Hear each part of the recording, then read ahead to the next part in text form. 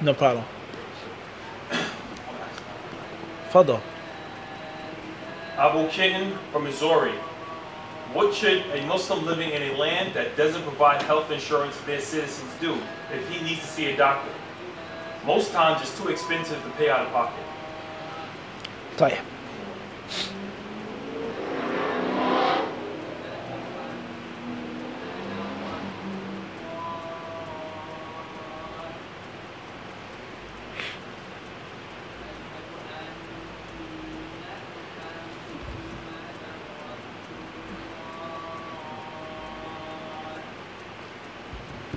The question says, coming from Abu Kitten from Missouri, living in a Western country, it says? Living in a Western country, is it permissible to pay for health insurance? Because oftentimes coming out of your pocket is very difficult, very expensive, etc. Jazakallah khairan, brother or sister, Allahu alam. And sorry that your question was ignored or skipped or whatever happened. Allahu alam. I'm not saying that we did that. Whatever happened, we apologize at the end of the day. This question is another example of something that we've spoken on a few years back. And that is what many Muslims today think and feel of the world in the East, the Middle East, and the world in the West. People, they pose questions, how to avoid music in the West. How to avoid pictures in the West. How to avoid riba in the West. What do we do when we have to go to free mixed universities in the West, etc.? And we've said then, and we've said once more again, Tariq, many of these problems and sins and vices exist in the East as well. And we have to get out of this thought that life is perfect in Saudi Arabia. Life is perfect in Egypt. Life is perfect in Africa. Life is perfect in that. They have their problems and their ups and downs just like we do. And we've explained in a khutbah once with regards to divorce. The high rates of divorce in the Middle East. Every 6 minutes they say someone is divorced in Egypt, a woman. Every 6 minutes. It's not just America. People have major problems wherever you go. Muslim and non-Muslim. There are riba banks all over. The banks in which there is no filth of certain banks and central banks and Rothschilds, 2 or 3 countries in the world. That includes all other countries in the what? Middle East, North Africa, Indonesia, Malaysia, etc. Riba is everywhere. People, they make these sins everywhere. Are certain things worse in America? There's no doubt about that. Certain things. And vice versa. Certain things are better here. Are certain things better in certain parts of Africa or North Africa? No question about that. We don't deny that. La inkar fi hadha. But to say or to think that these things don't exist overseas, you're living in the dream world. In Saudi Arabia, the Prophet's city, Medina al-Munawwara, al-Madina Nabawiyya, you cannot get treatment unless you have insurance or you pay out of your pocket. And if you don't have insurance, certain hospitals, they won't even see you. Even if you have money, they won't what? They will not see you if you don't have insurance and if you don't have a Hawiyya, ID card, and the Iqama. You can be sick. When I told you so, when I had food poisoning, I thought I was going to die without any exaggeration. I thought I was going to die. That's how painful it was. We got to the front counter. I was totally out of it. The first question the guy said, where's your Iqama and where's your insurance? It's that simple. And it's in the Prophet's what? The Prophet's city. So health insurance is not something that's specific to America. It's not specific to Canada. It's not specific to the UK. It's all over the world, this system of life. So we have to get out of that, thinking that things are different there. There's interest in Saudi Arabia. There's interest in the United States. There are people who listen to music in Saudi Arabia. People who listen to music in America. There are boyfriend and girlfriends. People who make zina. There are lesbians, homosexuals in Medina, Saudi Arabia. Just like there are lesbians and homosexuals in the United States. Are there levels, certain things worse and better? We have never denied that. We've never what? We have not denied that, but it does exist. All right? So that's first and foremost. So therefore, the questioner is basing something off of something. Is it permissible to get health insurance because kada, kada, kada? Who said that health insurance is haram from the get-go? Who said that all health insurance is haram? Are there certain elements of insurance in general which are impermissible, which are questionable, which are doubtful? There's no question about that. whether it's interest, whether it's usury, whether it's this, whether it's al-jahala, al-gharar, etc. But everything in insurance is not haram. Every aspect in insurance isn't what? Isn't haram. In brief, people say that insurance isn't permissible because it entails riba.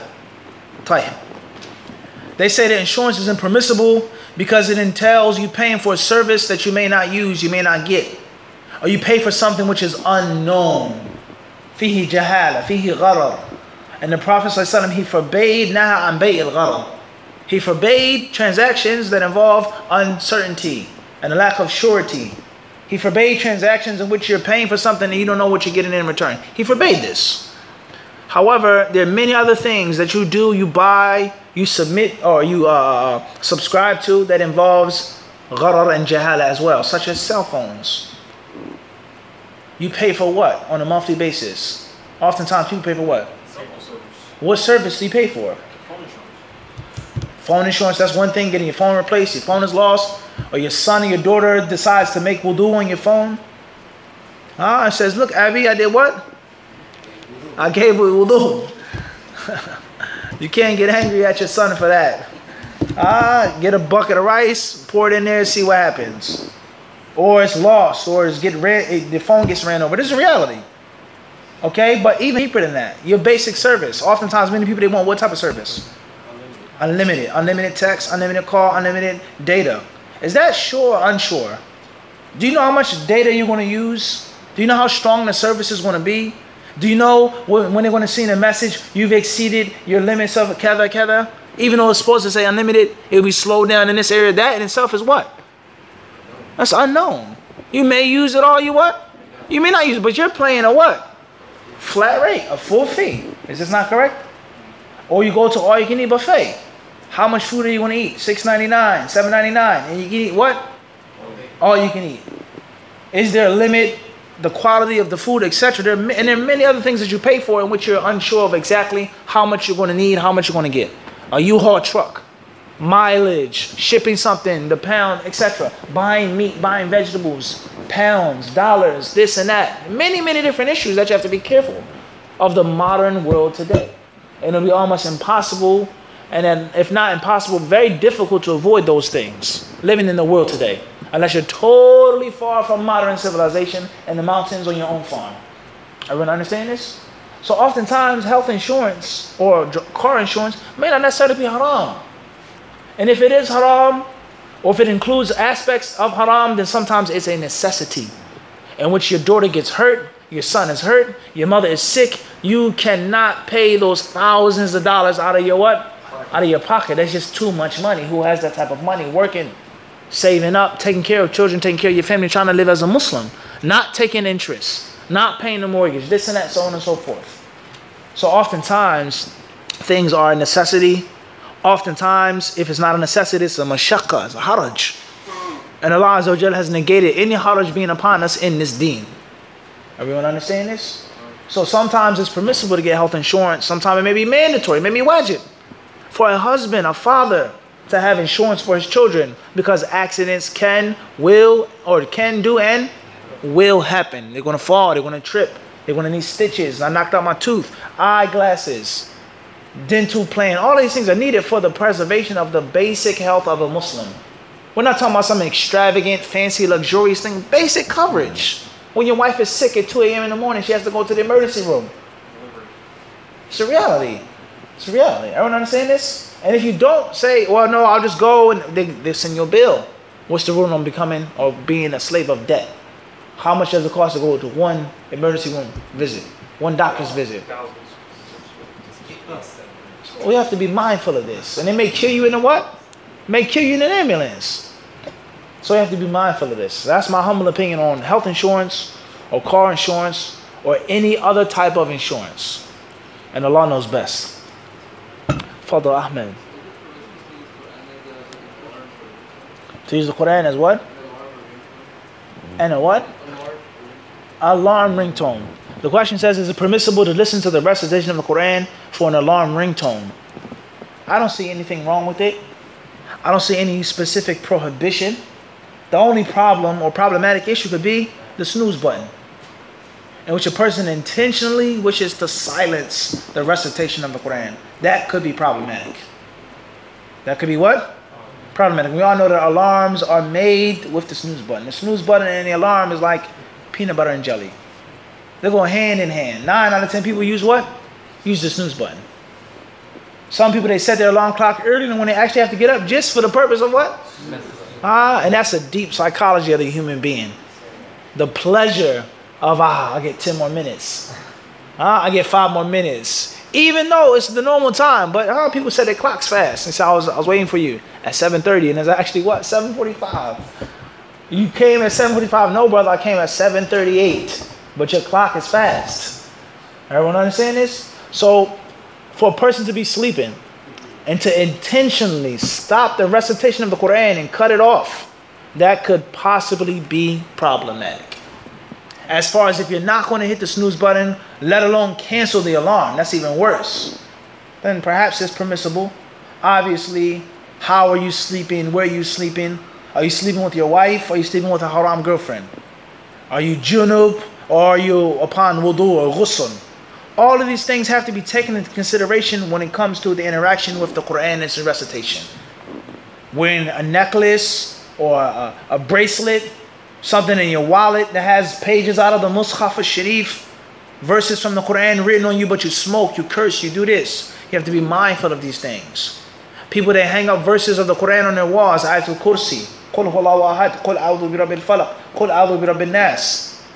They hang these things on the wall and they smoke and they curse and they listen to music. They do this, they do bad things. You have it hung up in your bedroom and you're having intercourse with your wife and this and that and you're saying this. It's unbefitting. That's what? So therefore, perhaps it's best to avoid it. But if a person says, I don't do these things, I don't have these problems, I'm not going to stop it or dismiss it, I don't see of a prohibition. It's the dhikr of Allah Azza wa Jal. Perhaps you hearing the Quran will be a reminder. And Allah Azza wa Jal surely knows best. And it's best than many other things you can have as an alarm. The adhan and all other things like this. And Allah knows best. That's my humble opinion on the issue. Wallahu alam. We have time? I don't know. It's over? Sorry, we take one last question. Away from Riyadh, KSA. From where? From Riyadh, Tell you. KSA. There's a hadith where the Prophet discouraged calling the Isha Salat Atma. So does this also apply to terms that may have Persian and Hindu origins, like namaz, roza, wudu, hadith, etc.?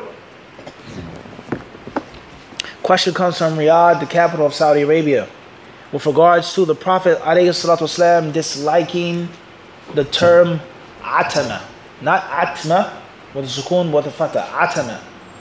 The word atama being used for the Isha prayer. So does this also apply to other terminology or other words that are used that have Persian or Hindu background, such as roza or namaz, so on and so forth? A very important question. Jazakallahu khairan. And obviously, this question is much bigger than the actual issue. And that is the concept of Islamic identity, the concept of Islamic personality, the concept of the Arabic language and the Islamic culture, and it remaining how it should remain. So that's the bigger picture. And the Prophet ﷺ disliked certain things, not because it was a bad word, or not because it was a haram word, or not because it wasn't Arabic, but because he wanted the Islamic identity to remain as it was. He wanted the Arabian identity to remain as it was. And obviously there are details with regards to that. Everything doesn't have to be Arabian, but there are certain things that do have to be Arabian. And those who say that you can be a Muslim and a practicing Muslim and a Sunnah Muslim and have nothing from Arabian culture, they have not read the Quran and the Sunnah. They have not read the Quran and the Sunnah. And that's an extreme. People that run from, unfortunately, and the truth is said, the severe racism and prejudice and hatred that most Arab people have for black people and African people. Not all, but many, if not most, is a reality of past and of present. So it makes their stomach so sick that not everything is African, everything is Afrocentric, nothing is Arabic. I don't name my son Ibrahim or Ahmed or Abdurrahman, has to be an African name. The clothes have to be African. The food is African. Kullu shay. is African or American. Or if it's not a black and white thing, racism and prejudice between Arabs and Persians. People that come from Iran or come from different parts of Iraq. They want to have nothing to do with Arabs. Afghanistan, Persians as well. People from Pakistan, nothing to do with Arabs. My children's names, Afghani names, Persian names, Farsi names. Kullu shay is Farsi. Nothing can be Arabic. That's a problem. And obviously the times in which we live, in which everything is Americanized. Nothing is Arabic. You don't have to have an Arabic name. My name is Tom Richardson, Mike Roberts, Tom Jones. I'm a scholar, a doctor in Islam, and that's how I'm identified. Is it obligatory to have a name Abdurrahman? We're not saying that. Do you have to have the name Ibrahim? We're not saying that. But I'm identified as Tom Jefferson. A suit, tie, shaven face, tight pants. That's my identity. I'm an Islamic scholar. And no one can tell me anything. Growing a beard, it's not wajib. Wearing a thobe, not wajib. Having your pants above your ankles, not wajib. Covering your head, not wajib. None of those things are obligatory. They're all cultural practices of Arabs. There's a major problem that is dominating the dawah field and the Islamic academic field as we speak. So it's a huge problem. And it's not just black, white, black, Arab, whatever it is. There are certain things, whether you like it or not, that you must adopt of Arabian culture, whether you like it or not. Eating with your right hand, eating with your fingers, wearing this, saying that, calling that, making this dua. You see your brother, you say, Assalamu alaikum. You don't say, peace be upon you, and that's Arabic. That's Arabic. And there are many other things that are to remain in what? The language and certain, not all, but what?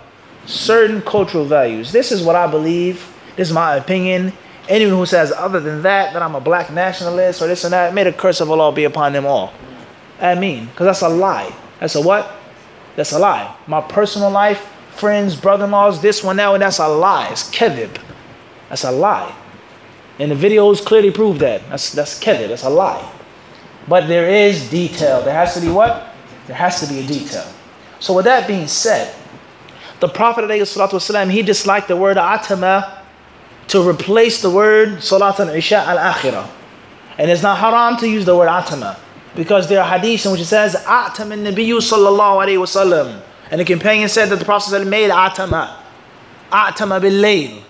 So you Jews, you can say it, but it can't be a thing which the word takes dominance over the Sharia terminology.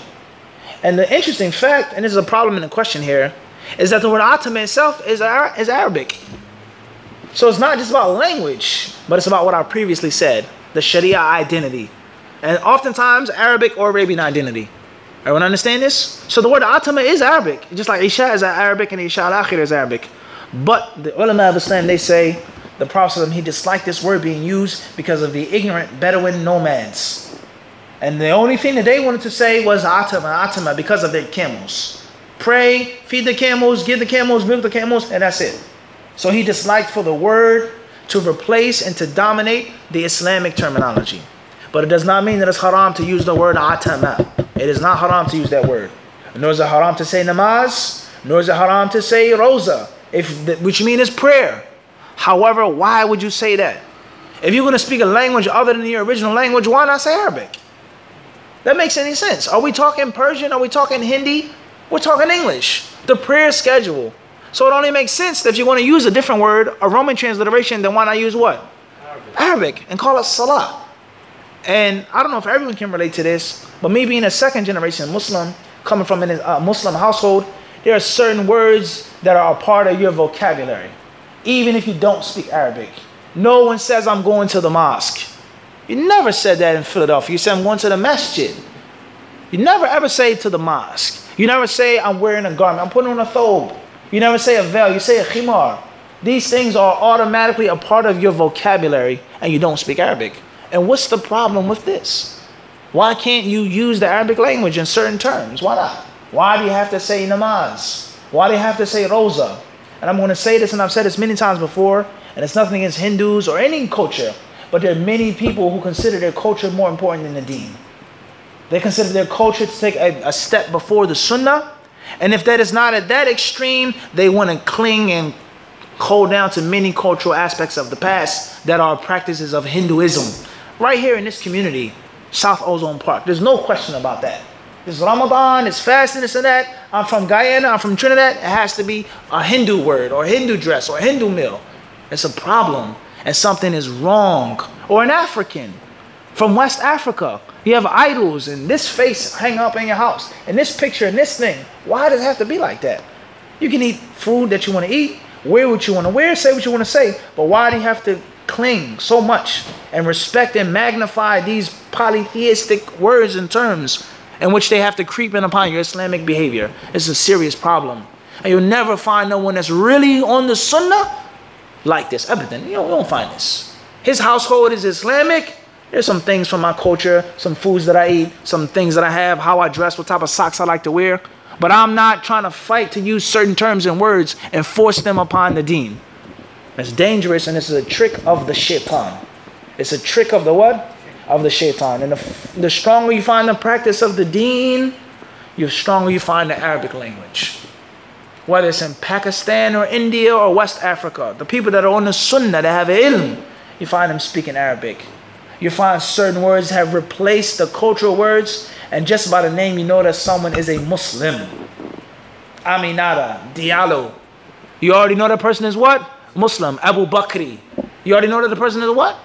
Is a Muslim, and he's from West Africa.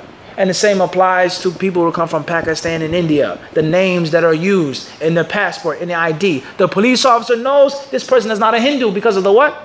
Because of the name, the family name. Am I making this up in the head? And there are many harms that come from not doing this. And there are many benefits that come from doing this by having an Islamic / Arabic / Arabian identity and certain things. And what? Certain things. So the problem is to generalize. The problem is to become totally lackadaisical and just open it up. There is no Arabic culture. Everything is okay. Say whatever you want to say. There has to be details. And Allah Azza wa Jalla knows best. Walhamdulillahi Rabbil Alameen.